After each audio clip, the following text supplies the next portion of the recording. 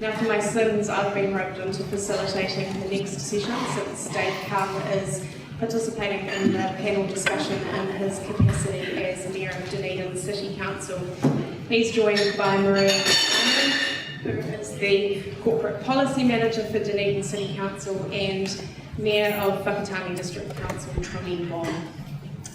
So the purpose of our panel discussion today is twofold. So first we will invite each of our panellists to talk about the work that they are leading in their communities to adapt to extreme weather events or natural hazards that are caused and or exacerbated by climate change. And then secondly, we'll move into more of a panel discussion that essentially explores the issue of how can elected members and staff best work together to adapt to climate change. And our panellists will have some good examples to share on how best you as elected members and staff can work together. And then hopefully at the end of the session there'll be some time for questions from audience members. I'm the one sitting up the front ringing the bell usually, so not sure if we'll be ringing the bell this time, maybe you will, John Cameron. So many of you will be very aware of the challenges that Dunedin City Council are facing, and some of those have been alluded to already this morning, particularly in respect of extreme weather events and flooding, and particularly in the South Dunedin area. So I'd now like to hand over to Dave and Maria. Is it just you, Dave? Okay, so I'll hand over to Dave to speak about some of the work that is underway in Dunedin to adapt. Kia ora, Grace. Well, I guess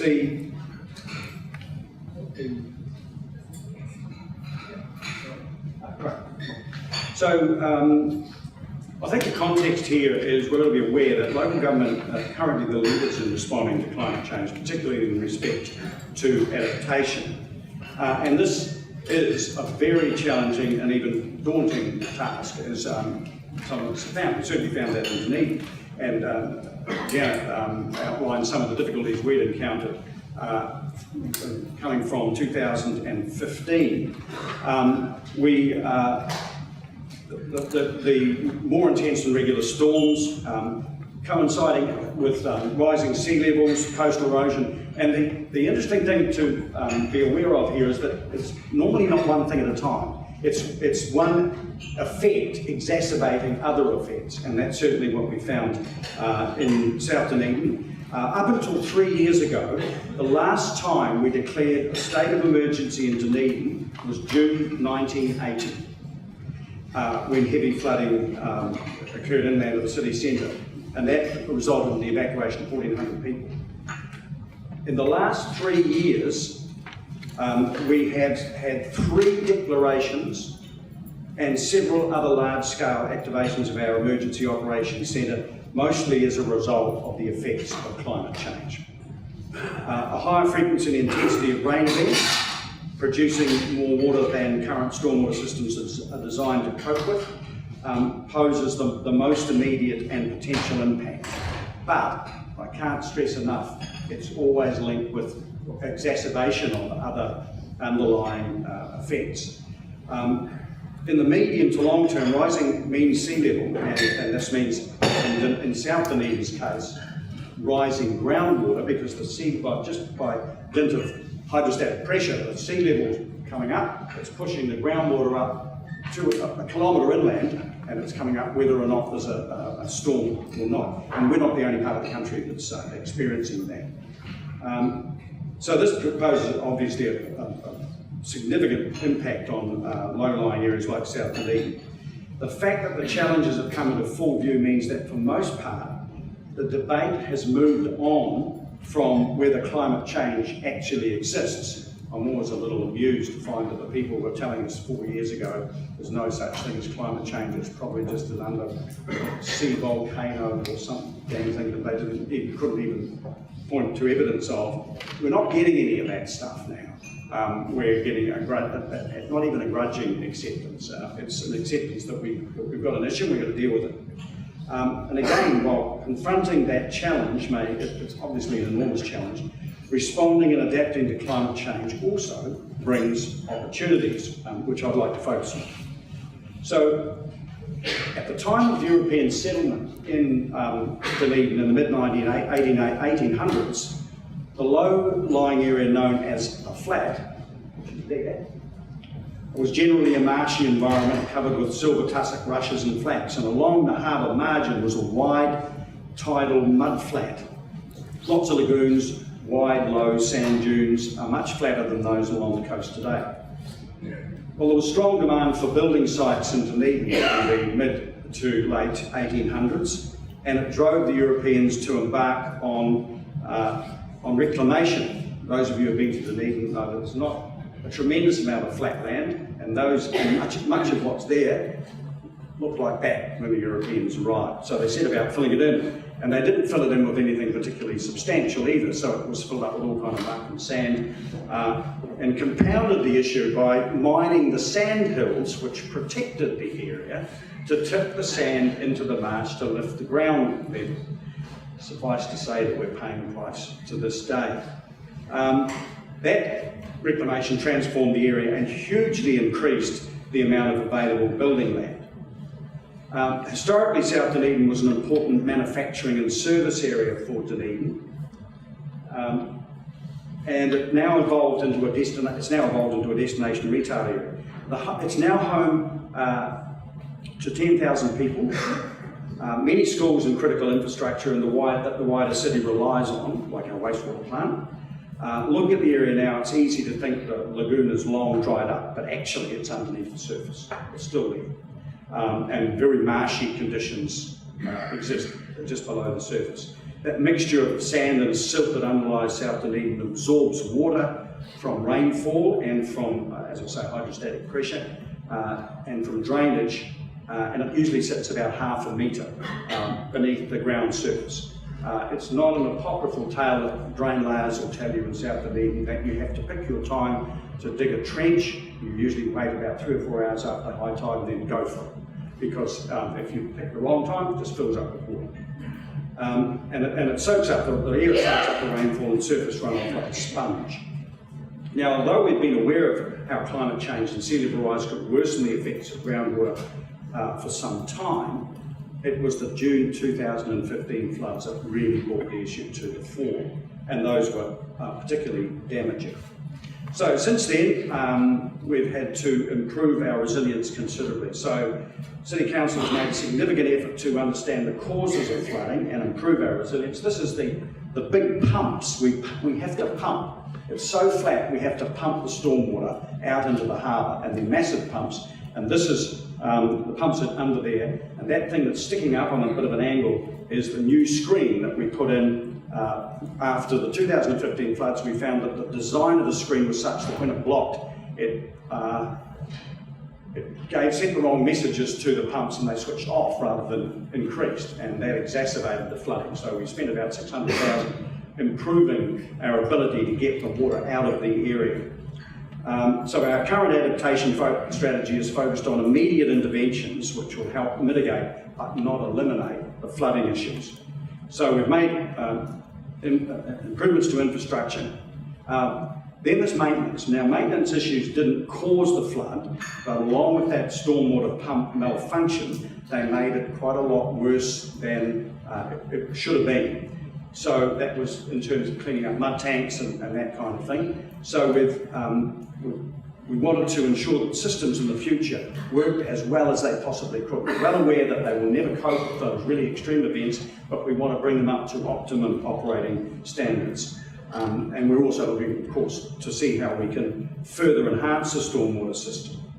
So we've also introduced new minimum floor levels for new homes across low-lying parts of the city, so buildings are less likely to flood.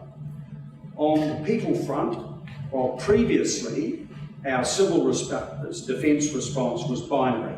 Either we declared or we didn't. It was a bit simplistic and nothing in between. Now we put much more focus on building community preparedness and interaction and support for volunteers. In fact, a lot of our focus is not just on interacting with volunteers in the event of an emergency, but actually working on building preparedness and connections and communication channels with those groups prior to anything happening. So we're building the resilience of the community. In fact, actually, we're not doing it, they're doing it. We're connecting with that building. And we've employed staff to strengthen our links with the South Dunedin community and to identify what's important to them. We meet with our community sector organisations regularly to connect with their client groups, and we support South Dunedin's own locally driven community response plans. We've improved our emergency response procedures with more proactive preparations. We see things coming. We get, for instance, sandbags prepared and dumped in certain places, door knocking, emergency information centres before events really hit. So we're aiming to be preventative of the worst effects. And when I say we, I have to reiterate, it is the council and the community. We need to, as a council or as a civil defence organisation, need to recognise that the resilience generated independently within the community is just as important as any measures that we can put in place, and we have to be open to working on that. Over the next decade, we'll be investing about $50 million on a wastewater diversion and upgrade of a treatment plant to stop wastewater flows in South Dunedin during heavy rain, because the stormwater was infiltrating the wastewater system and coming out in the street. Not nice. We've also budgeted $35 million for flood reduction in South Dunedin over the next 10 years. So this is part of this adaptive approach. This $35 million is not going to solve the problem, and it's only for 10 years, and that's an estimate. So considerably more investment will have to take place, where new hire and flow mud tanks, that sort of thing. But even once all this work's done, there will still be times when more rain falls than the system can cope with. In the medium to long term, rising sea and groundwater will increase the flooding and ponding risks. So the nature of the work and uncertainty about the extent of climate change will mean that in the long term, we need a cross-council approach. So we've conceived the South Dunedin Future program to respond to those issues and aim to deliver a forward-looking program that effectively responds to climate-driven challenges in South Dunedin. And the community, central government and the council will be engaged in understanding what's happening. Opportunities. I think these are easily overlooked and when confronting what seems an enormous challenge. So some of the opportunities can include meaningful community engagement. Climate change adaptation conversations are ongoing, and that becomes business as usual. We have to see that kind of interaction with our community as the way we do things into the future. And it's about the future. It's a future focus, engaging with the community and looking ahead 50 to 100 years. That has its challenges, getting people, a very old age cohort in South Dunedin, low socioeconomic. It's very challenging to get them to look ahead 50 or 60 years and convince them that it's relevant to them. The adaptive pathways approach we intend taking means no options are off the table. There are some exciting examples of blue-green infrastructure that we're getting from the rest of the world, increasing our resilience. And adapting can also offer opportunities for mitigation, such as development of low-carbon techniques, not just in the buildings themselves that we'll have to replace, but where they're located. So predicting the nature and rate of environmental change is really complex, really uncertain. However, we figure that if we should have started yesterday, we'll start today. That's the only option we've got, and we've got to run it right through all our council process and across all our council departments. It's not just about infrastructure, it's about social well-being, it's about the environment, it's about economic development. So that is just a bit of a quick snapshot of what we are doing in Dunedin, and now I'll hand over to Tony. Thanks, Dave. So I think one of the common themes that's actually emerged from discussions that have taken place this morning already, and what Dave has said, is the importance of working with your communities around climate change adaptation. So now I would like to welcome Mayor Tony Bond to speak about the significant program of work that Whakatane District Council have underway to adapt to a range of extreme weather events, but also many of you will be aware of the debris flow issues at Matata, which aren't necessarily caused by climate change, but that is being exacerbated by climate change. I just want to make mention too that Jeff Farrell, who is the Strategic Projects Manager at Whakatane District Council, would have joined Tony today if he'd been in the country, but he's on annual leave, so sends his apologies. Thank you, Tony. Kia ora, Grace.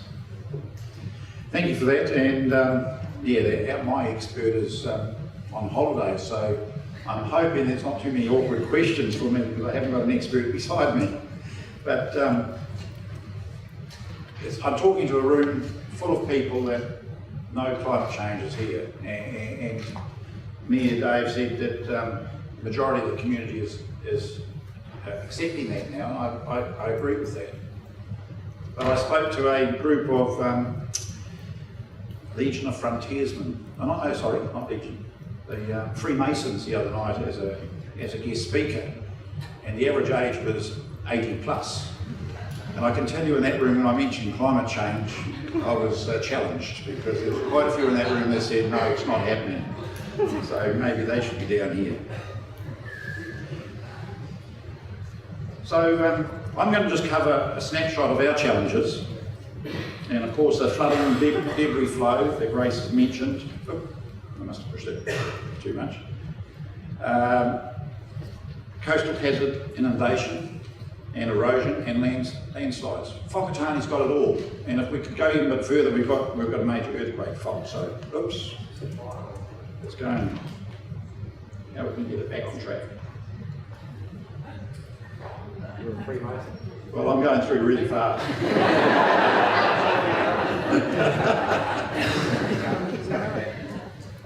Can we get it back to the start? I wasn't pushing the button yet, so I'll make a start anyway while I'm getting it back there. The flood event. Yes, that's it. Now just push the button. That's it. Right. 6th of April 2017, 8:30 AM in the morning, we declared a civil emergency at Edgecombe. And that's when the Rangataiki River breached its banks in Edgecombe. Both Whakatane River and Rangataiki River have never been at the highest levels ever recorded. To be honest, we were concerned about Whakatane Township. Both towns are protected by a stop bank system, and the difference with Edgecombe is it's got a major dam on it which can control the flow to a certain extent, whereas Whakatane couldn't. So we were actually quite frightened about Whakatane, but anyway, it turned out to Edgecombe that got it. Whakatane did have a breach, but it was a controlled breach where it was designed to breach, and it flooded some farmland and some houses, but that never even got into the media because it was controlled. The whole town was evacuated, so 1,600 people in a matter of a few hours. Huge devastation in the rural community, and I think there was about 5,000 cattle moved out within 48 hours, so it was a big thing. And my Merrill phone started to ring like any mayor does, and it just didn't stop. So what's oh no, that's fine. What has developed since? We've got close relationships with our regional council. The assets, their stop bank, and the policy of the RPS have been what's been worked on. We've got improved quality, we've got more improved quality information, improved flood modelling and climate change predictions, asset improvements. The regional council spent $5 million just for patching the bank, but in their program just in our district, in the Whakatane district and surrounds us, nearly $40 million worth of capital work to go ahead on those stop bank systems. Remember, the stop bank systems were put into place in the 60s, and nothing's really been done to them, and I think that's the case for most of New Zealand. So all of a sudden, with climate change, we've got to now look at how we're going to bring those up to scratch, and the biggest thing is how can the community afford it. So we've also got an evacuation plan in place now, or being developed. It's getting ready to put in place. That's through the Cullen report that was done on our flood. And that's got big ramifications through the country. We've said, what about Whakatane? If there's a breach in Whakatane, how are you going to actually get 15,000 people out of a town in a short period? It's just about impossible. So there's a lot of work still to go in there. And of course, a lot of us apply minimum floor levels, 1% AEP, and of course the climate change is there to 2090, so we're hoping through future building that we're going to protect people. Implementing recommendations of review of the response following the Edgecombe flood. So there's been a lot of recommendations, we're going through them, but there's a big question that was put to me about within 24 hours of the event by the chairman of the regional council. He said, why is Edgecombe built there? This never should have been allowed to be built. So there's a big question, but we've got infrastructure, we've got towns, so therefore I think we've got no choice but protect them, otherwise the cost would just wouldn't be affordable. So during the event, and then after the event. During the event we had a lot of the information that was put out was through the traditional media, but websites, Facebook was a huge one, and if we have an event like that now, our community comms department, the PIMS, would have to have more people on Facebook. It is one of the quickest ways to get information out, and to be honest, interaction. When you've got people working on it, they can get answers straight away, and of course you answer them and thousands of other people are seeing it at the same time. We also had a lot of volunteers, and Dave mentioned that volunteers is really crucial to get Edgecombe people out. We had farmers turning up in their tractors within minutes. Our volunteer fire service did an amazing job, and I'd say we were bloody lucky because we had a huge contingent of police in Whakatane at the time, and it was lucky because the area commander was in the headquarters, and he says, oh, anything happening, and at that time was just when we were going to evacuate Edgecombe. We said, got a job for you, you've got to get all your troops out there because we're evacuating Edgecombe. He just so happened to have a regional training day in Whakatane, so there was a big contingent of police officers that had just arrived, so it gave the police a real good look because they looked pretty efficient. But I can tell you if they didn't have those police officers there, it might have been a bit of a different story. Relationship with iwi, so important. Marae came in as welfare centres, cultural support, and our Ngāti Awa had a volunteer army after the event which had thousands of people helping to clean up the homes. So it was something really, really important. And of course the role of the rural sector, they just clicked in and did their thing. It was through Federated Farmers, but they organised all the evacuation of the cows. We were so busy trying to look after people, they looked after it. And then after the event, we're very pleased. We've got 93% of the people back in their homes, and it's only just over a year, so that's pretty good going. But we had a navigator system. Navigators helped each individual. So if anybody had a problem, they could go to the navigator. The navigator would help them with the insurance, help them with anything, and that has been a real big plus. Local empowerment of other local leaders, and that's happened. We've got a community board within that Edgecombe area. We had a new chair that had just been elected. She hadn't been in local government before. She was in her 20s, and I can tell you, she went from just being forced into being the chair of a community board into a natural leader. And I actually, I've got a lot of admiration for her. She's done an amazing job in the Edgecombe community. And of course, we set up regular community newsletters. We were communicating constantly with the people out there and making sure that they feel part of it. The regional council had a community liaison group, which was the people that participated in that. Elected members and staff cooperation. the unity of our the councils came together even closer, the regional council and the district councils, and I can tell you now that if we had any other event between the flood room and our emergency operations centre will be very much in touch now compared to what they were before the event. Relationships built up on trust and understanding respective roles, and I think that's really important between the leadership of the elected members and the service delivery. And I could go into a lot of situations with the emergency operations room where the controller and then the mayor comes in, and people want to talk when they've got a problem. The elected members are the front of the community. They need to have good information. And when something goes wrong, do they ring up the controller, try and get hold of the controller? No, they get hold of the elected member. And we had the biggest problem with Edgecombe. Everybody's evacuated, nobody's allowed back. We had I call them foot soldiers that wouldn't allow anybody back under no circumstances. And some of them should have let people back. Well, who rings me? At the time, Nathan Guy was the Minister of Primary, and he rang me and said, Tony, sort it out, so-and-so can't get into his kiwi fruit orchard.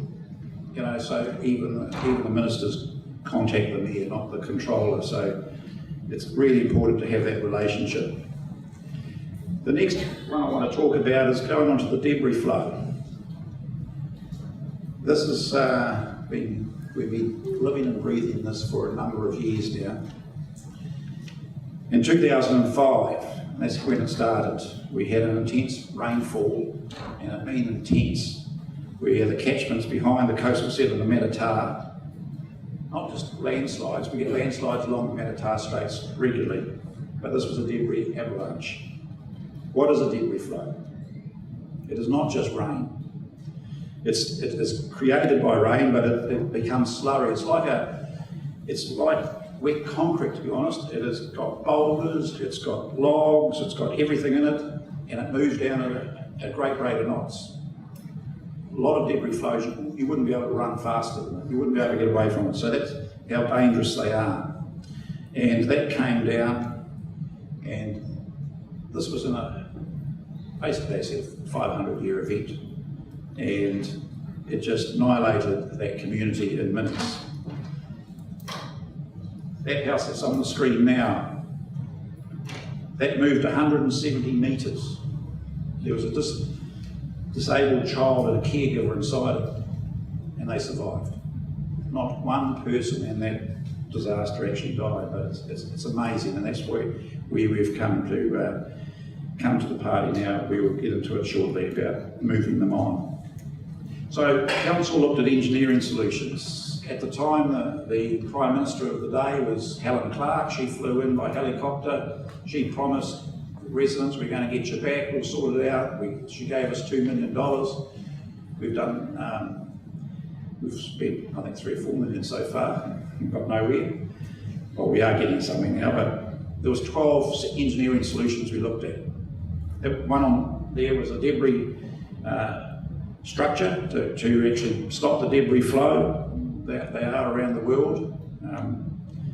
I was just a councillor back at that stage, and I still remember watching this Japanese one that stopped the debris flow, and we thought, oh, this is the answer, we're going to do it. Residents were told at the time that was fine, so they went to rebuild. The insurance companies accepted that we were going to do it, so they reinsured them, and of course, then we were told, I'm sorry, but it's just impossible to do. So we've had to then go into a planning situation. That's the area that's affected in Matata. It's only a portion, it's a new subdivision. It was a subdivision that were worried about the sea coming in, but they never looked behind. Sometimes the danger is behind and not in front. So it's 34 properties, 16 dwellings, and we're going into looking at planning changes now, and it's been on life, the risk of life. It's the first in New Zealand. We're breaking ground, and it's not climate change, inundation from the sea. It is actually a debris flow that we're talking about. So we're looking at a regional plan change. It's been initiated by our council. It will give an effect to the RPS. It means that there will be a retreat as the only viable reduction solution that we can come across. Strong evidence, it's based on strong evidence. It requires a new rule in the regional plan, and once it goes through, it will extinguish existing land use rights in that area. So what are we doing with working with the community over this? We set up a consensus development group, which included 6 landowners, councillor, 2 staff, a regional council staff member, 2 technical experts, a communications person and 2 facilitators, trying to get some buy-in. So there's been a financial model done where they were given a buyout package if it come along. We actually used the same people that did the red zone in Christchurch. So we've had multiple iwi support for this because a lot of this land is iwi as well, and Māori land.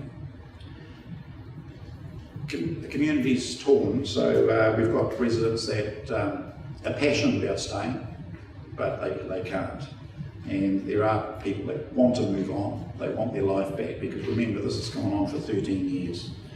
So the first attempt our staff tried to get to a plan change failed, and that's because the elected members, including myself, resisted. We resisted because we thought, well, the valley's been cleaned out, it's not going to happen again, they can take that risk.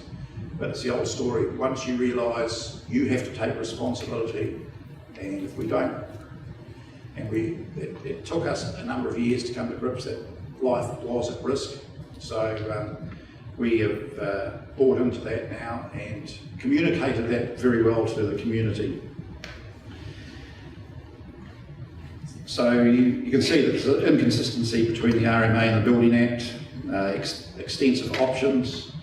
We've gone through many peer reviews, and we're getting closer and closer to a solution now. So the challenges for elected members and councillors.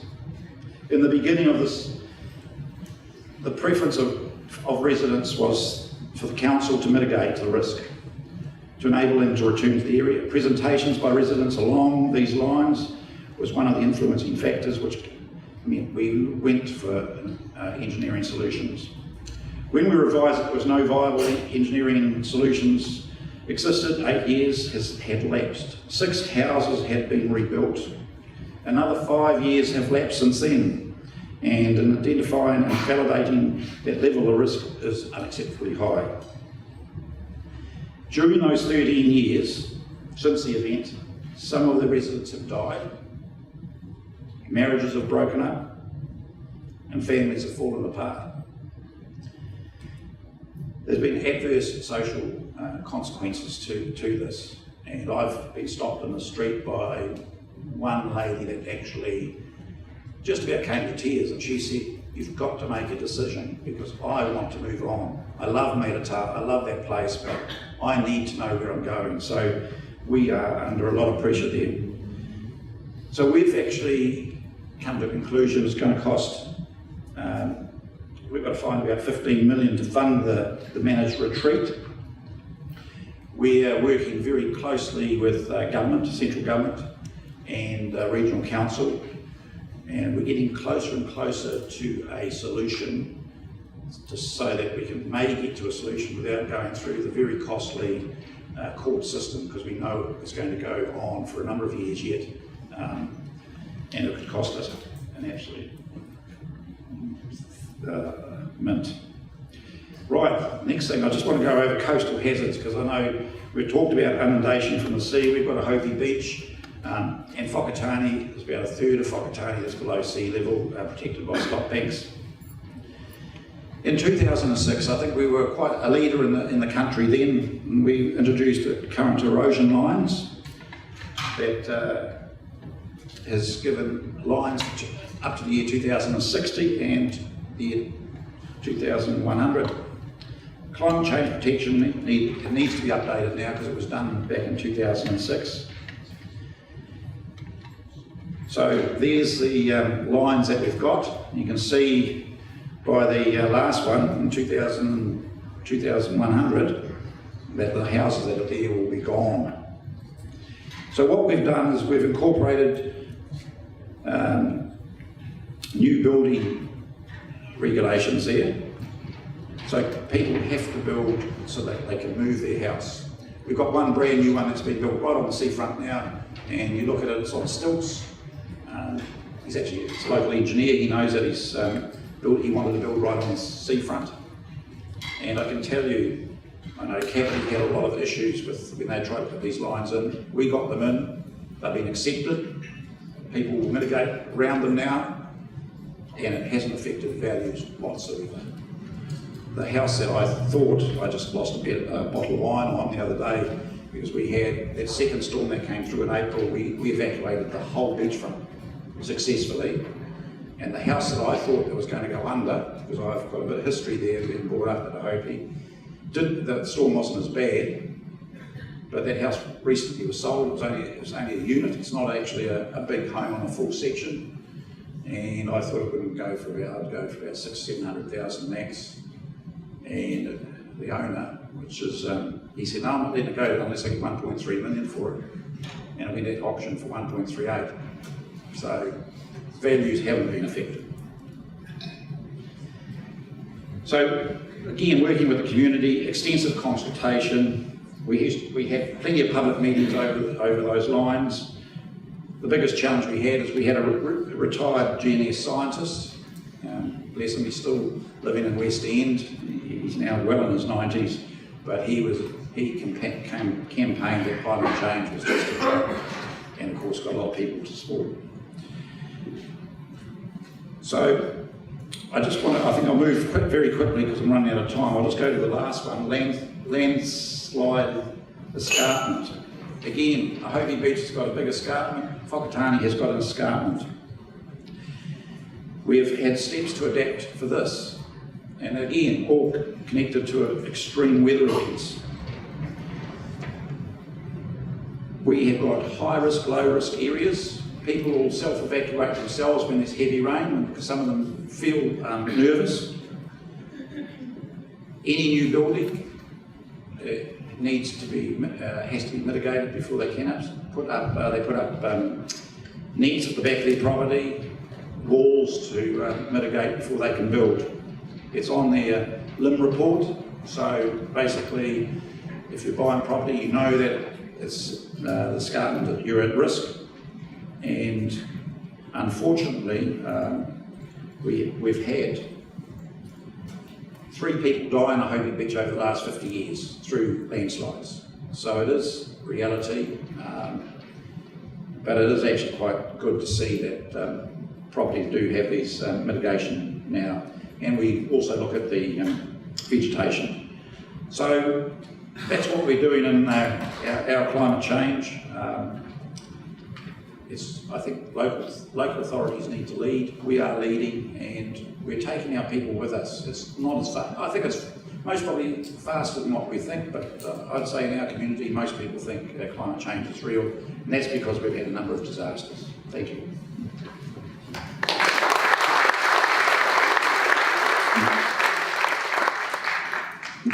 Thank you, Tony. So I think what Tony's presentation really sort of demonstrated was how much work is underway by both elected members and staff within councils to adapt and also to engage with communities. So on that note, I actually have a question for a staff member of the council. So Maria is Corporate Policy Manager at Dunedin City Council. And what I'm wondering if you can give us some feedback and insight into is how do you think that council officers can most effectively work with elected members to adapt to climate change, obviously bearing in mind the different roles and responsibilities that you each have? I think, like watching James's presentation earlier, I think one of the things that we can do is I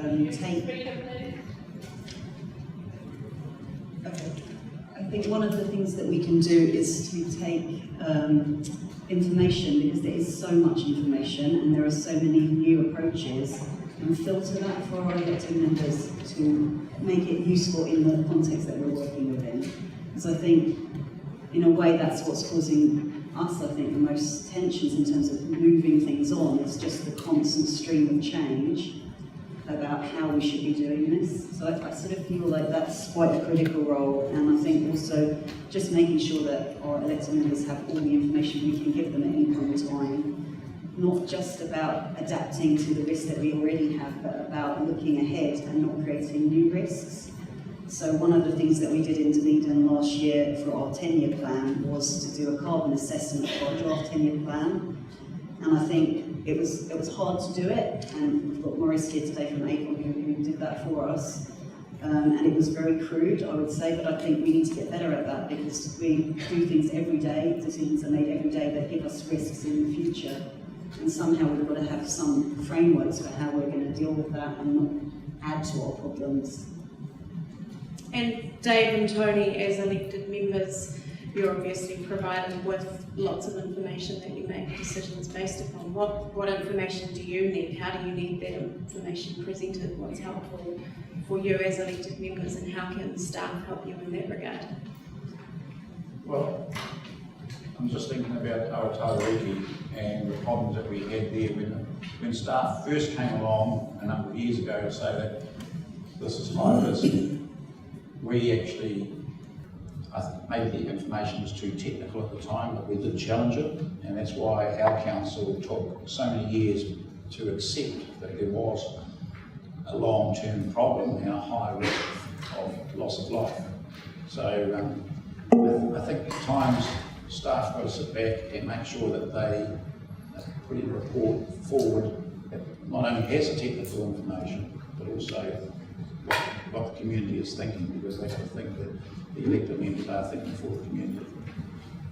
I think that this is one of the, just picking up on Tony's presentation and what Maria has said, I think this is one of the areas where the distinction between the roles of staff and elected members gets a bit blurred. In terms of interacting with our communities, what we want from our staff is the information, but we've both got to be there at the coalface with our community. I mean, we are the elected representatives after all, we've had, I think one of my slides showed an evening where we invited the community in and we had various presentations. It was really important that both the staff who knew what they were talking about and the elected members were there to interact with the community. But we definitely rely, as Maria said, on the staff to provide us with the information around projections, our infrastructural capacity, and that sort of thing. But also, since they're the ones out interacting with the community groups, the consultations, they need to be filtering and not in the negative sense of the word, but presenting us with what they're getting from the community as well. So it's a really holistic, in my view, approach is needed to understand what the community, not only what they want, but what their fears are, so we can address them. Maria, so a question for you, and there are a number of elected members in the room, and obviously how this applies to each council will differ depending on the council and its circumstances and things like that, but what sort of support and leadership do you think that council staff need from their elected members in order to drive real progress on climate change adaptation?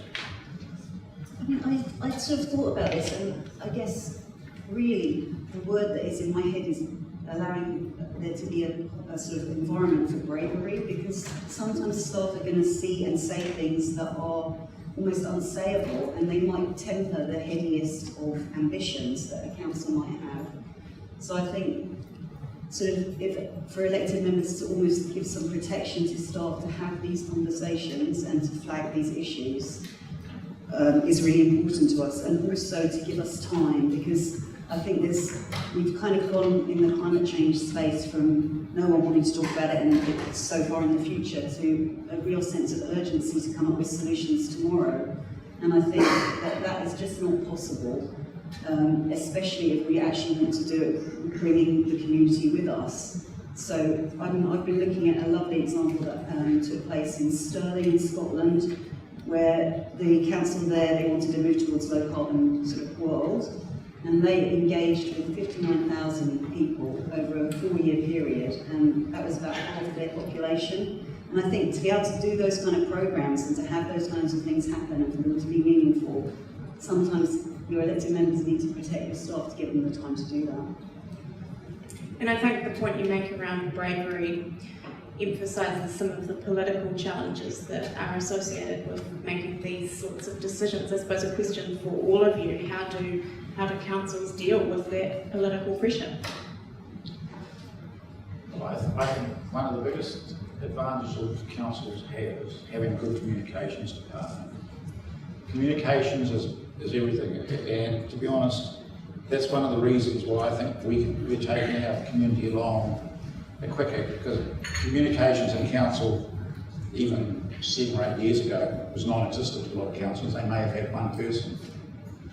And councillors used to frown, we don't need people to be in the communications department. But I tell you, when you can actually get the message out to people, people tend to accept it. So I think communications is the key. I think I'll pick up on Maria's term, bravery, and I think you need that, and you need it across both staff and elected members, and you need mutual trust, because you've both got to be singing from the same hymn book. I recall, and Dunedin's not the only place it's happened already, but there have been instances where we've had public meetings or whatever, and someone stood up and said, the use of the word retreat should be banned. We don't want to talk about it. And I think in one instance of a council I know of was a public meeting and someone moved a motion that retreat was not going to be talked about. Well, so you need that bravery, but you need to be able to, the staff need to be able to trust their council, or the majority of their council, because you're always going to get renegades, and the councillors, the elected members, have to be able to trust their staff. And I have a tradition of backing my staff, and then, but if you find that you've gone into bat for them and then you find that they haven't actually told you the truth and what you're claiming isn't true, you're going to look really dumb in the media and you're going to be pilloried. So there has to be that mutual trust. But as Maria said, if the staff have found out certain things that the community is telling them, and if they've found out certain technical stuff and projections, they've got to, the elected members owe it to their staff to present that and back it. I think I would just say, like, in every sort of situation that we've had where we face that real intense political pressure, I think there was such opportunities for us to move conversations along that otherwise would have remained in a very stuck place. So I think, like, it's almost like reframing how you look at that pressure and seeing it as a way to kind of really drive work forward and bring your community a step along. Because I think that's what we've had in Dunedin over the last few years, is an opportunity to change our conversations. We're allowed to use the word retreat in this room. We've got time for 1 or 2 questions for the panellists from the audience, if people want to do that.